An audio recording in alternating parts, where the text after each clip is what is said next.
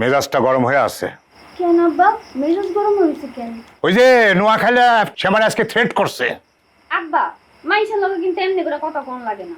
এমনি করে কথা কান লাগে না, তাহলে কেমন করে কথা কইতে হইব? তোর কাছ থেকে কি আমার কথা শিখতে হইব?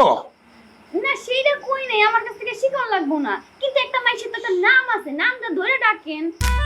কি ব্যাপার, আমার মায়া দেখি নোয়াখালীর পক্ষ নিয়ে কথা কইতেছে, তাহলে কি ওই নোয়াখালী পোলাটা আমার মায়ের মাথা খাইয়া নিছে? আব্বা চুপ করে রয়েছেন কেন? কি হয়েছে কইবেন না? তোর এইসব শোনার দরকার নাই। শোন, তোর একটা ব্যাপারে সাবধান করে দিই, ওই নোয়াখালী পোলার লগে খবরদার মিশবি না, কোনো রকম কথাবার্তা কইবি না।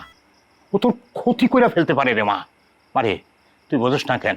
তুই আমার একমাত্র সন্তান, তোর কিছু হইলে আমি সহ্য করতে পারবো না রে মা। ও তো কথা কইন না তো আব্বা, মেজাজ খুলাম খারাপ হয়ে যায়। ঠিক আছে, বাদ দে, চল খাই নেই। আপনি একলা খান, আমি খাইতাম না।